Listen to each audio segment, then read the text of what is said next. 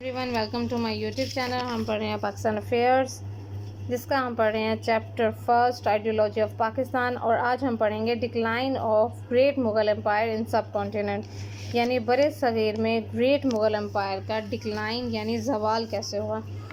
इसका आज जो पॉइंट पढ़ेंगे वो है lack of resources and chicanery of nobility, यानी रिसोर्सेज की कमी और शराफत की चालें।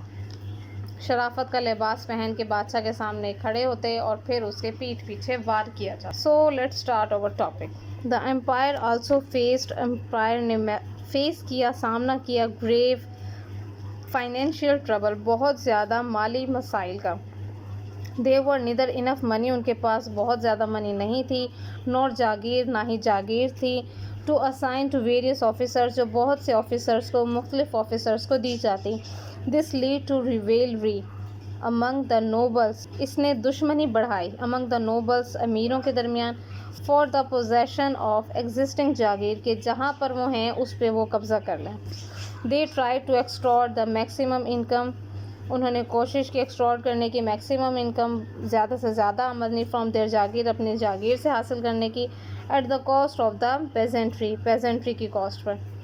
Attempts were made to transform existing officers and Jagir into hereditary ones. Due to the weakness of the Mughal rulers की कमज़ोरियों की वजह से, the provinces of Bengal, Gujarat, Dhaka and Oudh become autonomous.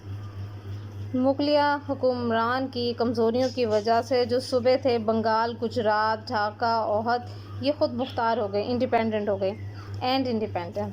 As a result, और इसके नतीजे में, the financial sources of the government, जो government को मिलते थे माली वसाइल, बिकम स्केयर्स, नायाब हो गए यानी बहुत कम हो गए, and the government exchequer become एनविटी, और जो गवर्नमेंट का माल गनीमत था वो बहुत कम ही नहीं बल्कि खाली हो गया।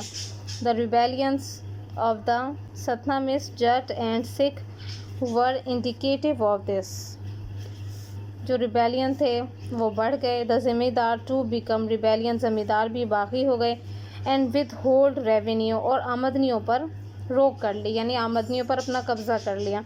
इन the last days of the Mughal rule, मुगलिया दौर के आखिरी दिनों में, the empire were the pensioner, empire pension पर आ गया, ऑफ द ब्रिटिश एडमिनिस्ट्रेशन की, इंतज़ामिया की, due to the lack of financial resources की कमी की वजह से, इट हैड बिकम डिफ़िकल्ट, बहुत मुश्किल हो गया, टू राइज ह्यूज आर्मी को इकट्ठा करना, फॉर डिफेंस, फतह के लिए। So officers invariably reduce their expeditions by not maintaining their full quota of troops, thus weakening the empire's armed strength, यानी अखराजात की कमी हो गई, जिसकी वजह से फ़ौजी भी उनके साथ नहीं आए, फ़ौजियों का एक वॉल नहीं बना सके, वो बहुत कमज़ोर हो गए। Thus the worsening condition, जो बिगड़ी हुई हालत थी, of the इकोनॉमी की, become the cause of the decline, ज़वाल की वजह बनी, of the मुस्लिम रूल की, in the सब कॉन्टिनेंट में। बड़ों का ये कहना है कि अगर किसी दुश्मन पर हमला करना हो तो उसका माल ले लो, या उसकी रोज़ी का जो वसीला होता है वो छीन लो। अब ब्रिटिश हुकूमत ने क्या किया, पहले ईस्ट इंडिया कंपनी कायम की, और उसके बाद अपने छोटे छोटे लोगों को, हिंदुओं को अपने साथ कर लिया। छोटी छोटी पहले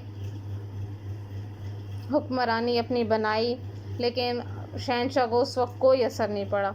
लेकिन जैसे ही वो बढ़ते गए, हिंदू ब्रिटिश के साथ होते गए, हिंदू मुसलमानों से तंग थे कि हम इनको ख़त्म करके ख़ुद इक़्तिदार संभाल लेंगे, तो इसीलिए वो ब्रिटिश के साथ मिल गए, और सारी आमदनी का जो ज़रिया था, जो इनकम थी, वो अपने पास रखने लगे। सूबों को इंडिपेंडेंट कर दिया। ज़ाहिर है जब सूबे ही नहीं होंगे बड़े बड़े उनके पास, उनके एम्पायर में, तो वो क्या करेंगे।